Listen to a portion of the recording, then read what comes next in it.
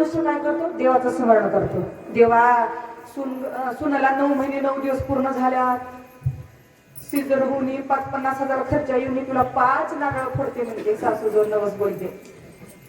संकट आलं काहीतरी, समजा प्रसंग आला, नाही त्या देवाला नवस करतो, मग देवाला मागून घेतो. मग ते काय होतं? संकट टळलं की लगेच माणूस विसरून जातो देवाला.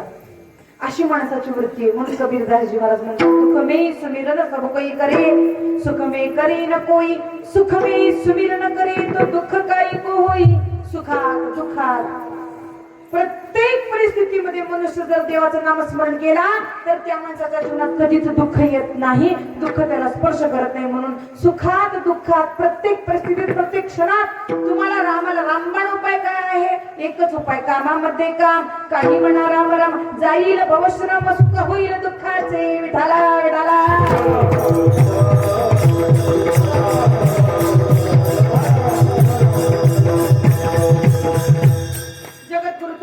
लोक म्हणले, होय महाराज, संसारात नुसतं दुःख आहे का? नुसतं दुःख आहे, मग सुख होण्यासाठी काय करा? तुकोबाई म्हणली, भजन करावं, देवाचं नाम घ्यावं, देवाचं संकीर्तन ऐकावं, संतांची साधू संतांची सेवा करा, सुख होते. म्हणजे लोक म्हणले, महाराज एवढ्या भेगीनं काय करायचे? म्हणजे आजो पार बक्कळ वय आहे, आजू 60-70 वर्ष झाली की तेव्हा हात चलना पाय चलना, मग तेव्हा खूप बसून राहायचं ना. ते रिटायरमेंटची वेळ आलेली ना, ते रिटायर झाल्यावर बघा येईल, कीर्तन ऐकायला जायला येईल, काही महाराज लोकांना घरी बोलवायला येईल, काही पंक्ती द्यायला येईल, तेव्हा सत्यात, तेव्हा काही अन्नदान करायचं, तेव्हा काही सत्याची पट्टी बिट्टी द्यायला येईल, तेव्हा काही मंदिराला पट्टी द्यायला, मंदिर बांधकाम करायचं असल्यावर बघा येईल म्हातारपणी. आता कमवायचे दिवस आहेत.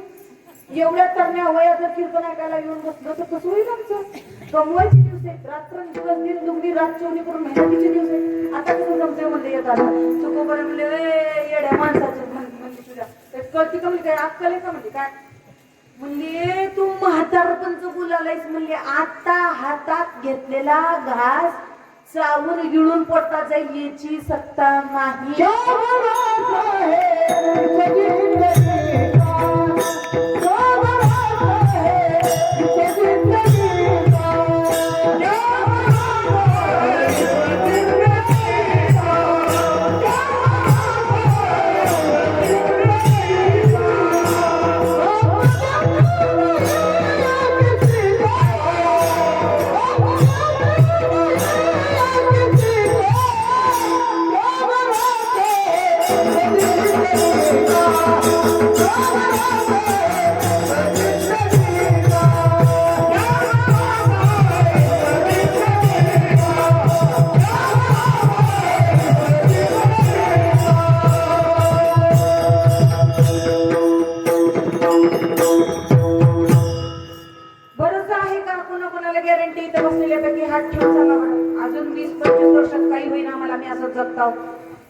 भरोसा है, गारंटी है, क्या भरोसा है इस जिंदगी का, साथ देती नहीं है किसी का, सांस रुक जाएगी चलती चलती, शम्मा बुझ जाएगी जलते जलते, दम निकल जाएगा रोशनी का, क्या भरोसा है इस जिंदगी का.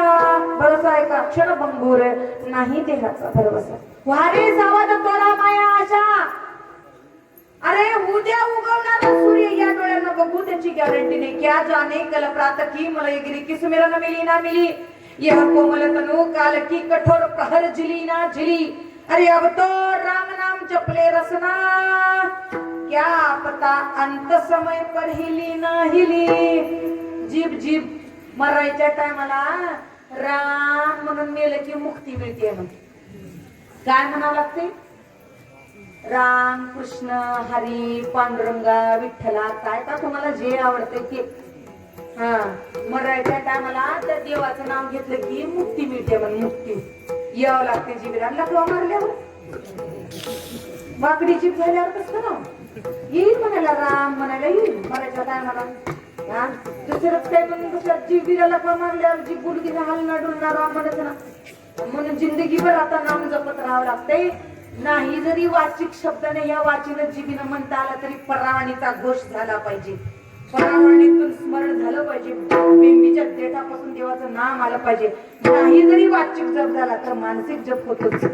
मानसिक जप करता आलं पाहिजे. त्याच्यासाठी जीवनभर आयुष्य आहे. चांगले हातपाय तवरच कीर्तनात बसत जाव, साधू संतांच्या कथा गोष्टी कीर्तन ऐकत जाव, सेवा करत जाव, म्हणजे मग त्या शरीराला वळण लागते. मरताना आपोआप देवाच्या जिंदगीवरच भजन करायने. हे टोपी त्याच्या डोक्यावर, त्याची त्याच्या डोक्यावर गेल्यावर मराठीला देव आठवते होय. हा, मराठीला देव आठवत नाही, विस्मरण होतं भगवंताचं. म्हणून काय, मरताना राम म्हणाव, मग त्याला काय मुक्ती मिळते. जगद्गुरु तुकोबाराय म्हणले, तुम्ही जीवनभर आयुष्यभर देव करा, नामस्मरण करा, म्हातारपणी करा येईल. तुकाराम महाराज म्हणले, अरे येड्या, तुला सांगतो ऐक, भले भलं आयुष्य घेऊन जन्माला येणारे सुद्धा ताटी खाली गेले. कोण गेले? 14 कल्प ज्याचं आयुष्य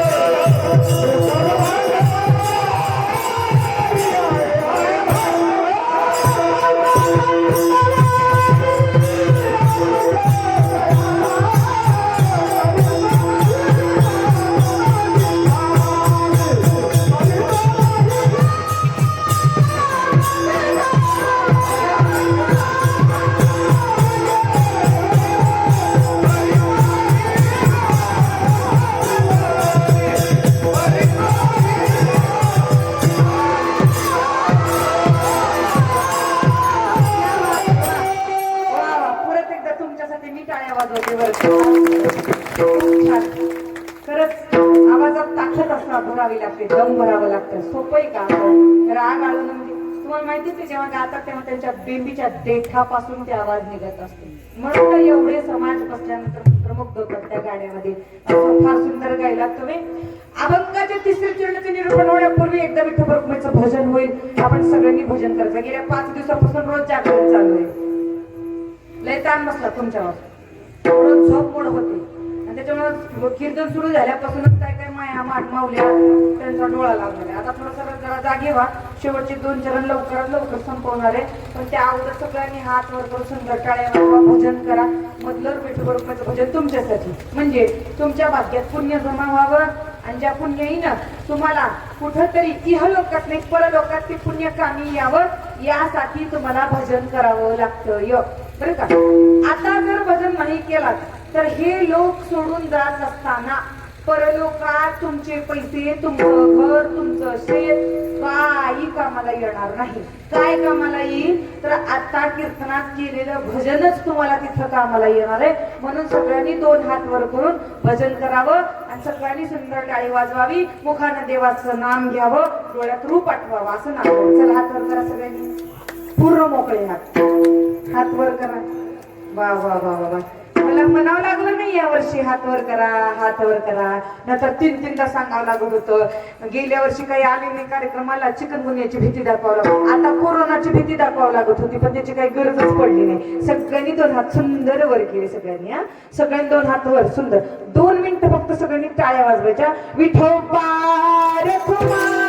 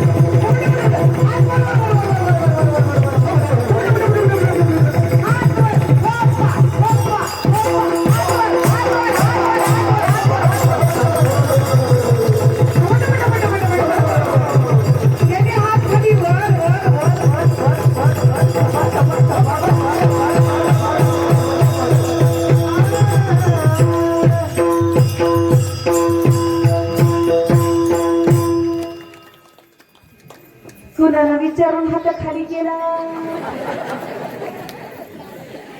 म्हणजे मला वाटतं गेल्या वर्षीचं लक्षात राहिलं पाहिजे. टाळकरीला थांबवलं, पकवाजाला थांबवलं.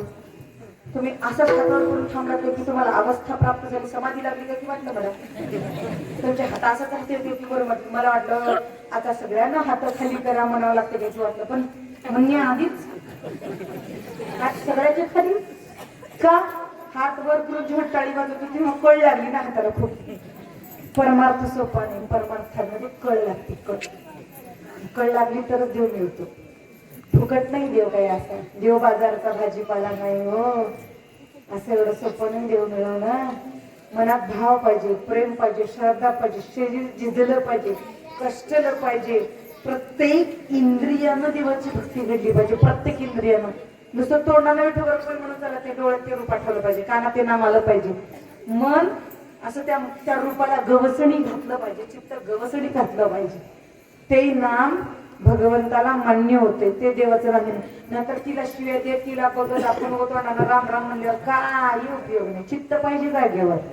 देवाचं नाम घेताना, गुरुने दिलेल्या मंत्राचा जप करताना मन स्थिर पाहिजे. स्थिर मनानं गुरुने दिलेल्या मंत्राचा जप केला तर तो पुण्य म्हणून वर खात्यात जमा होत असतो. विठाला विठाला.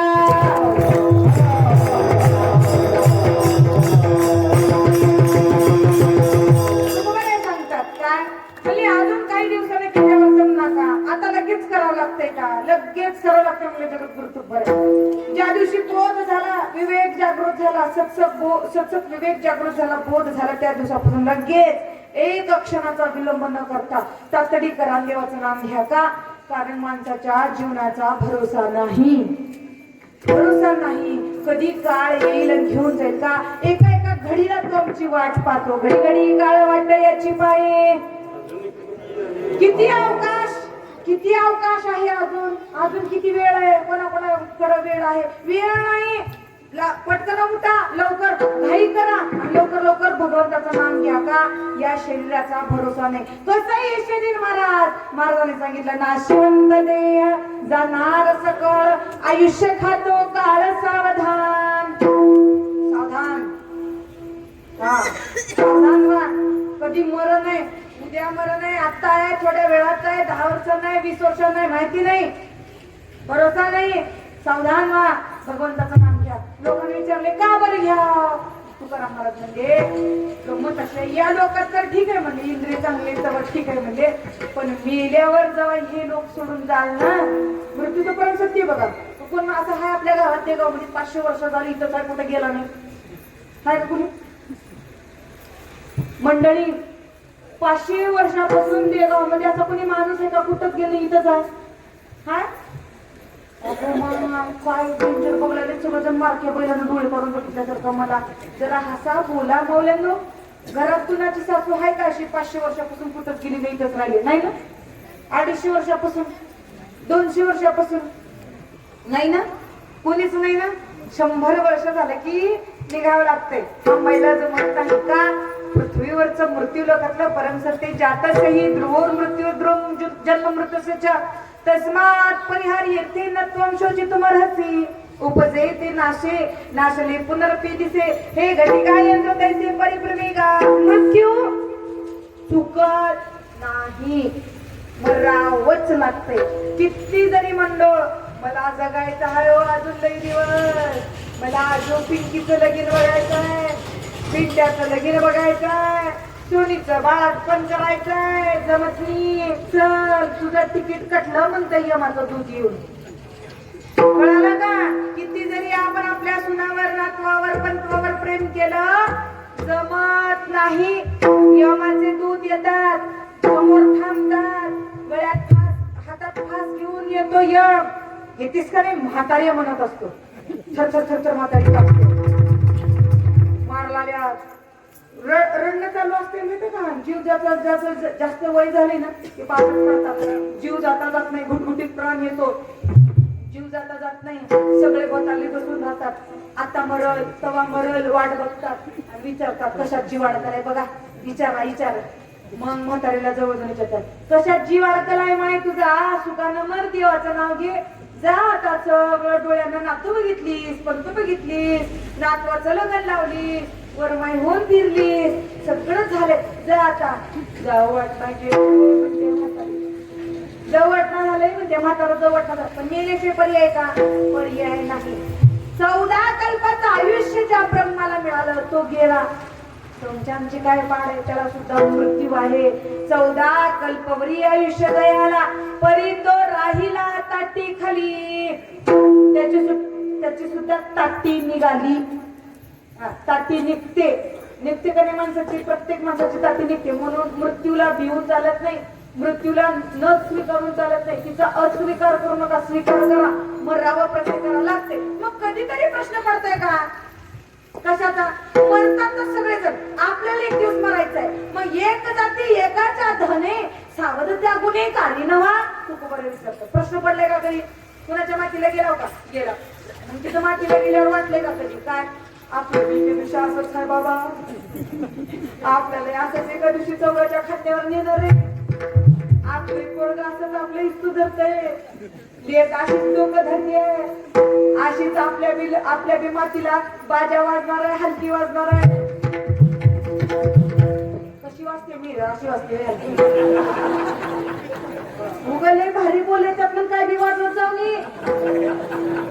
मी सांगते मेल्यावर हलकी कशी वाजते. माणूस मेला आमच्या परिसरात, आमच्या लातूर जिल्ह्यात माणूस मेल्या त्याच्या कपाळाला रुपया लावतात. तुमच्याकडे नाही लावत? परभणी जिल्ह्यात माणसं मरत नाहीत का? मेला का रुपया लावत नाहीत? मना की लावतात. आमच्या इकडे माणूस मेला की कपाळाला रुपया लावतात, त्याचे हात पाय मोडतात. तुमच्याकडे मोडतात का? खांडून बाजूला काढतात. त्याच्या पायाची मांडी घालतात, त्याचे दोन्ही हात छातीवर ठेवतात मेलेल्या माणसाची. ही विधी आहे. मग त्याच्यानंतर परत काय करतात बघा. मी सांगत असते नेहमी कीर्तनात, पाय का मोडतात मेलेल्या माणसाचे? जिंदगीभर बोंबलं थिंडले कुण्या देवाजवळ जाऊन मांडी घालून ध्यान करायची. मेल्यावर तर मांडी घाला म्हणून मेल्यावर इथं हात का ठेवतात? इथं असा हात ठेवतात मेल्यावर. बोंबलं थिंडास, ह्या देवाला जा त्या देवाला जा, 4 धाम यात्रा कर, इकडे जा तिकडे जा. कुठं होता रे देव? इथंच होता की इथं होता. देह देवाचे मंदिर, आत आत्मा परमेश्वर. इथल्या आत्म्याला जाणला नाही पण बोंबलत दुसरीकडे फिरत. तुला देव कळाला का? इथं होता तुझा देव खरा म्हणून तो इथं हात. मग मेल्यावर माणूस मेल म्हणजे पहिले जाऊन हलकीवाल्याला सांगतात. त्याला हलकी म्हणतात, तिकडे काय म्हणतात मला माहिती. हलकीच म्हणतात का? आमच्याकडे खास तामस वाद्य येते. तामस वाद्य, त्याला तामस वाद्य म्हणतात. हलकी येते.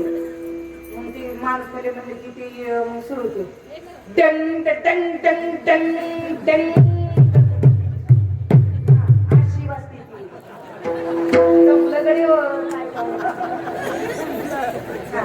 मग त्याचे धैर्य समजे आले त्याला शेवटची आंघोळ घालतात. मग येऊन भीतीला बसवतात. भीतीला बसवतात का? हा, भीतीला बसवतात. तुला भीतीला बसवलं म्हणून असतं त्याच्याकडे बाया. मी तिला बसवलं की मग त्याला तिरडीवर झोपवतात, मग त्याला घेऊन जातात. मग अर्ध्या रस्त्यात गेले की त्याला विसावा देतात. बरोबर, विसावा दिले की मग हलकीचा ताल बदलतो. ताल बदलतो. आतापर्यंत ती हलकी संत गतीनं वाजत होती, स्थिर विलंबित ठेक्यात वाजत होती. डंग डंग डंग डंग डंग अशी वाजत होती. आता एकदा विसावा दिला, अर्ध्या रस्त्यात गेलं विसावा देतात, प्रेताला खाली ठेवतात, खांदीकडे बदलतात, प्रेत उचलतात, निघतात. आता गडबड सुटते लोकांना, लवकर स्मशानभूमीत पोहोचायची आणि लवकर पेटवायची. तेव्हा ती हलगी, तिचा ताल जो संत गतीने चालत होता तो वाढतो, ती विलंबित होती, ती जलद गतीत येते आणि जलद ती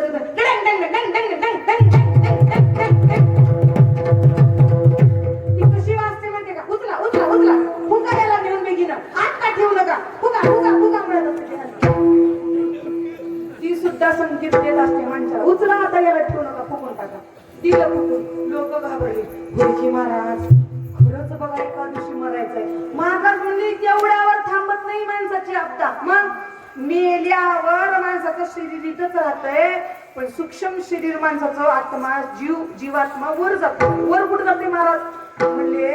आपलं महाराष्ट्र सोडून तिकडे तेलंगणात जायचं असलं की बाउंड्रीवर अंडर पलीकडे जावं लागते परप्रांतात, तसं इहलोकातून परलोकात जावं लागते. म्हणजे कुणाला? माणसाच्या जीवात्म्याला. बर, मग परलोकात जात असताना तिथं बाउंड्रीला असं माणसं तिथं उभं राहतात. तुम्ही बघा, एका स्टेटची बाउंड्रीवर दुसऱ्या स्टेटला जात असताना पोलीस असतो, तिथं चेकअप साठी फार म्हणजे तिथं चौकी असते, पोलिसांची चौकीवर उभी करतात. उभं केलं, हा चला चला चला चला, लाईनीत लाईनीत लाईनीत पहिले लाईनीत नेहमी सगळी लाईन लावून उभं राहतात. तिथं वाटत जर का ना, हा परलोकामध्ये लाईनीत उभं लाईनीत लाईनीत लाईनीत एक जण लाईनीत राहते, दुसरं जण गेट राहते. त्या गेट हा लायसन लायसन लायसन काढा, लायसन लायसन म्हणते. दुसरं काय म्हणते? तुम्हाला मला मेल्यावर लायसन काढायचं. ज्याच्या गळ्यात लायसन आहे त्याला पुढं, ज्याच्या गळ्यात लायसन आहे त्याला खप खप खप. पुन्हा कुणाला लायसन इथं हात वर का? शाबाशी. लायसन पुन्हा कुणाच्या गळ्यात आहे? हा, लायसन बी कळावं लागेल की, त्याच्यासाठी लई कीर्तन ऐकावं लागते तेव्हा लायसन कळतंय. विठाला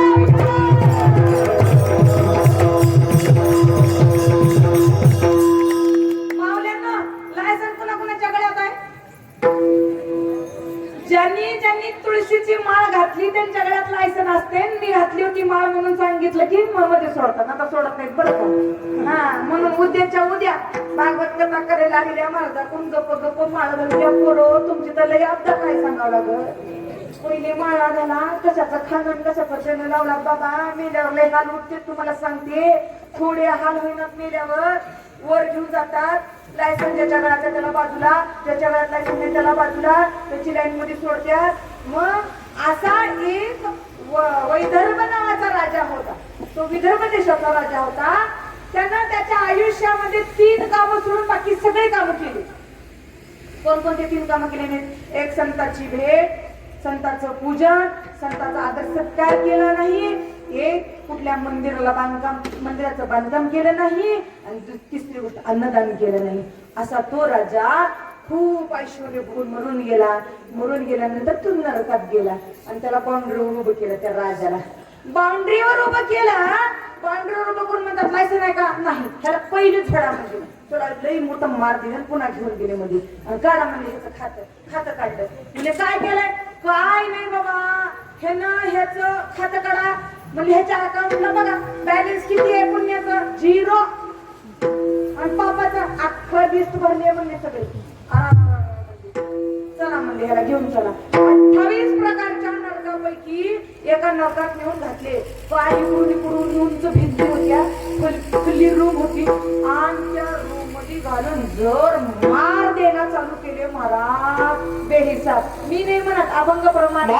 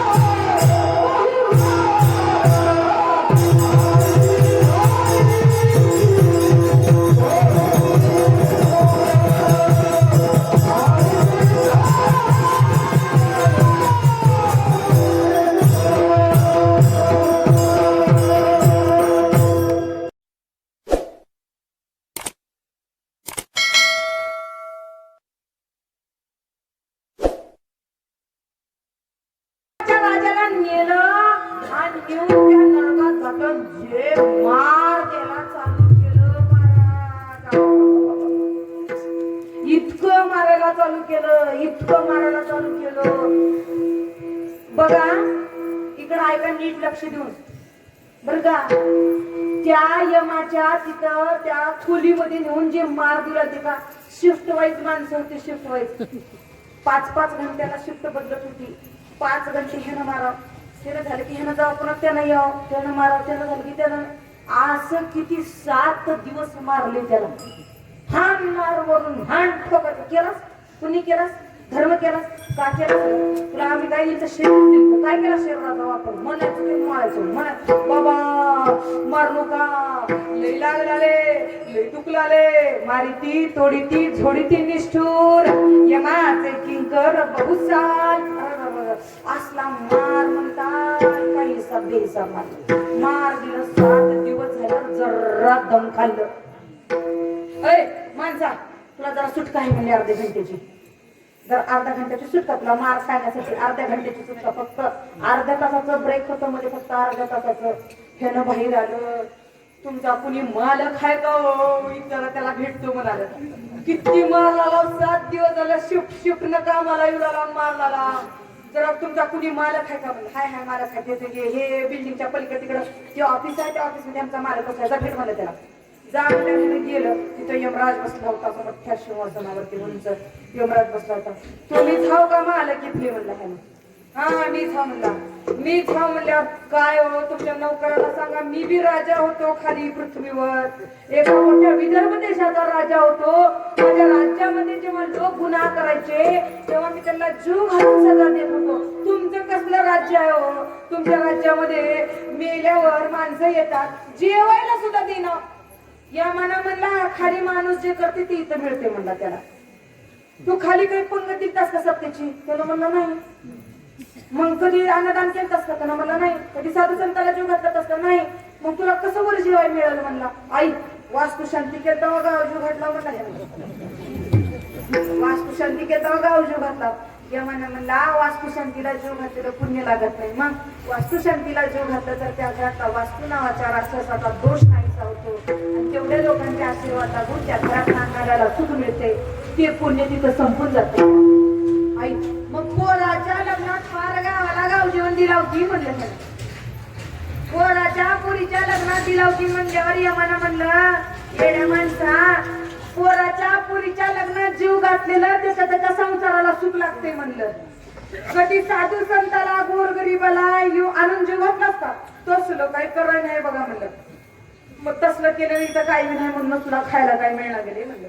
खाली जीव घातलं की वर जेवायला मिळत. तुम्हाला माहितीये का 13 दिवसाला काय राहत, एरवी गाव जेवण होते का गोड जेवण.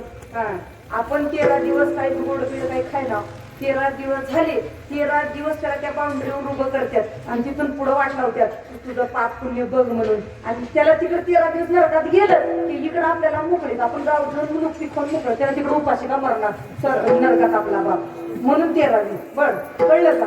आता हे गेलं म्हणलं नाही वाचलं काय करा. हे दोघं बोला तिथं एक म्हातारी आली तिकडून, माय माय माय माय काय मारला ग माय हे यमाचे किंकर.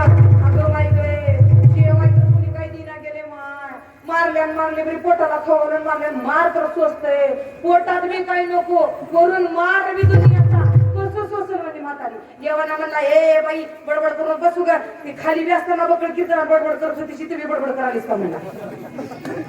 बस मला लई बोललो म्हणल्यावर गप बसली. माय काय दिलतीस का आला माय गावात सप्ताह 2 पहिल्या तुरी दिलती म्हणजे म्हातारीने. जा म्हणला हे ऑफिसच्या पलीकडे वावर आहे, वावरात तूर लागलेली तुरीच्या शेंगा, जा मला वरपून खा.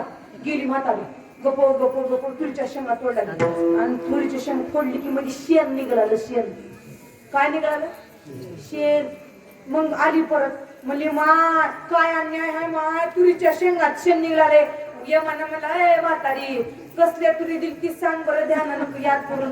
तिने म्हणली माय काय सांगा, अंगणात तुरी वाळू घातल ते मशीने खाली भलं बाईवर आणि दुसऱ्या दिवशी बी खाल्ली आणि शेणात निघालेल्या तुरी मला काही देखवलं नाही म्हणून धुवून ती तुरी वाळू घालून घरातही खाऊ वाटला गेलं मी सप्त्यात दिली.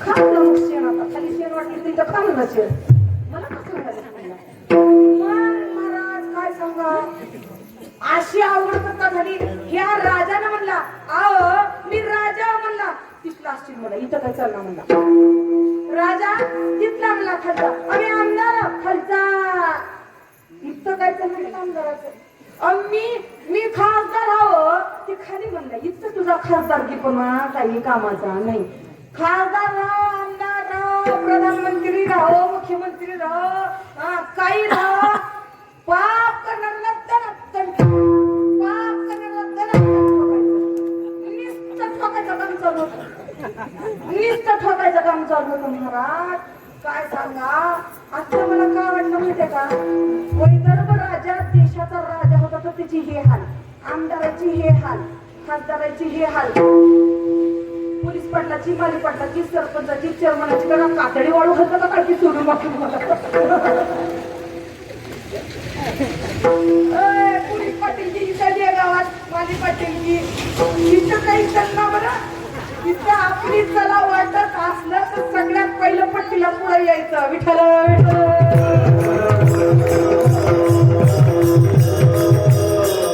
काय सांगा महाराज अशी त्याची कथा झाली त्याने यमाला म्हणला वैदर्भ राजा असं कसं मलाही भूक लागली आहे आणि तुम्ही तुमच्या ह्या राज्यात कुणाला जेवण देता का नाही मी चाललं त्याने मला देतो इकडे म्हणा चल दाखवतो म्हणला तुला असं दिसत्या खोल्या हे बिल्डिंग होती अशी मोठी डट किती खोल्या होत्या काय माहित नाही मला एक खोलीचं दार उघडले येवाने हे बघ मला हे माणूस बघितलं असतं ना बघितलं ती माणूस झोपलं होतं त्याच्या उशाला 20 कट्टे तांदळाचे 4-5 पोते डाळ आणि 2-3 डबे तेलाचे आणि होतं असं आणि एक चूल होती एक भगुन होतं एक ताटली होती आणि एक चमचा होता बघ म्हणला ह्याला तर ह्याला 20 पोते कट्टे तांदळाचे म्हणला ह्याला रोज भात शिजते डाळ शिजते वरण टाकते भात वरण जेवण झोपी जाते म्हणला का बरं ह्यानं पंक्तीला नुसतं डाळ भात करीत होतं म्हणून ह्याला नुसतं डाळ भात खायला लागलं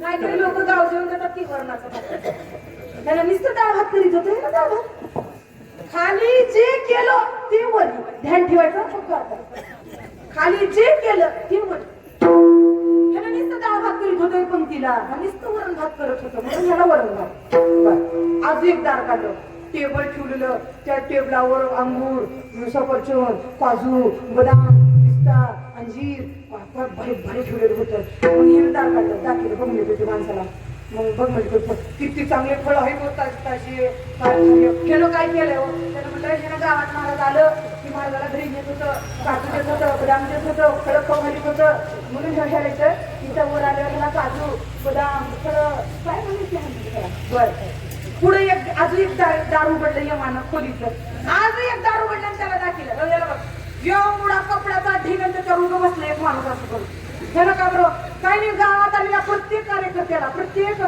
डाळकऱ्याला प्रत्येक महाराजाला ह्यानं आयर घेत होतं नुसतं वस्त्रदान करत होतं दुसरं काहीच करायचं नाही ह्याने नुसतं वस्त्र म्हणून ह्याला नुसत्या कपड्याच्या ढिगारावर बसला काही नाही एक झालं की दुसरं कपडे बदलत होतं दुसरं झालं की दुसरं ड्रेस घालत होतं नुसतं कपडे बदलायचंच काम केला खायला नको ना प्यायला नको नुसते कपडे बदलायचं काम चालू होतं मग आता पुन्हा एक दार उघडलं तिसरं अजून एका खोलीतलं बघ म्हणलं उघडलं एवढा ढिगारा पैशाचा आणि त्याच्यावर बसलं होतं आपण त्यानं काय केलं काहीच नाही म्हणता त्याला नुसतं पट्टी देत होता कसं करत होतं माहिती आहे का गावातल्या लोकांनी सप्ताह केले नसलेले काही 1,00,000-2 लाख रुपये जमले काही 5-50 हजार कमी पडले की खिशातून काढत होतं बरं घरी कुण्या महाराजाला नेत नव्हतं म्हणजे पैसे देत होतं पण घरी कुण्या महाराजाला साधू संताला नेत नव्हतं म्हणून ह्याला नुसते पैसे दुसरा काही नाही खा पैसे नव्हता आता गिळ म्हणलं पैसे घेणार गिळ मग आता ह्याला आलं बाई काय करावं लागेल बाबा कसं माझी सुटका होईल ह्याच्यातून कसा सुटका होईल माझी कसं मी सुटून जाऊ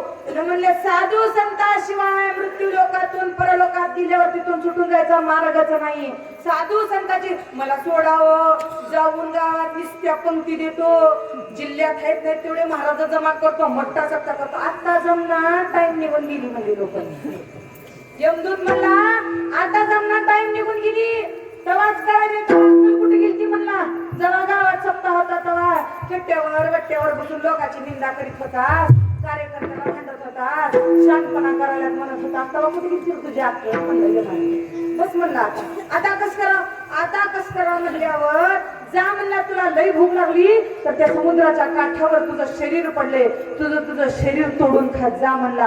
आलं खाली, पोट फाडलं, मधल्या आतड्या काढलं पोटातल्या, आपापल्या शरीराच्या आतड्या बघितलं, वाईट वाटलं, टाकून दिलं, तसंच रडत वर गेलं. आणि तिथं त्या यमलोकामध्ये अगस्त्य ऋषीचं आगमन झालं. अगस्त्य ऋषी आल्याबरोबर यमानं उठून खुर्ची दिला बसायला.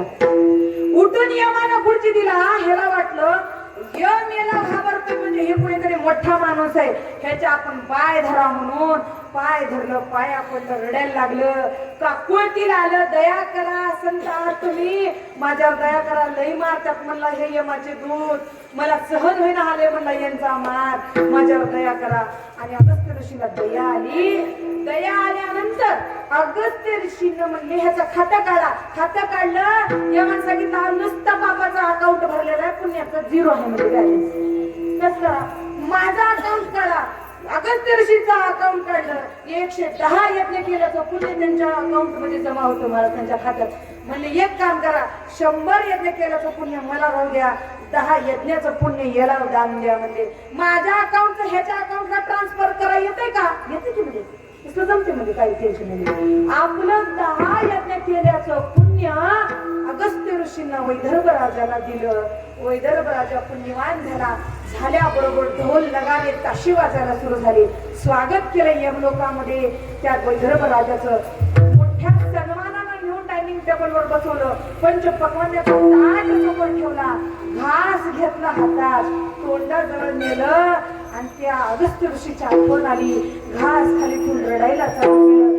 काय ते संत कृपावंत असतील, ज्यांच्या कृपेनं, ज्यांच्या दयेनं, ज्यांच्या पुण्यानं मी आज पुण्यवान झालोय, त्यांच्या कृपेनं मी आज पुण्यवान होऊन या मृत्यूलोकातल्या पापातून मी मुक्त होतोय. या कुणाच्या अक्षरशः काय सांगा, या यमलोकाच्या यमधर्माच्या मारातून, या जाचातून मी मुक्त होतोय आणि सुटका होते माझी. काय माझं भाग्य. म्हणून जगद्गुरु तुकोबारे सांगतात, जीवनामध्ये इहलोक कसं तरी भागल, पण परलोकाचं भागणार नाही. परलोकातून, नरकातून, यातनेतून, दुःखातून, पापातून सुटून जर जायचं असेल तर संतांची कृपा आणि हृदयात भगवंताला धारण केल्याशिवाय सुटता येत नाही. अभंग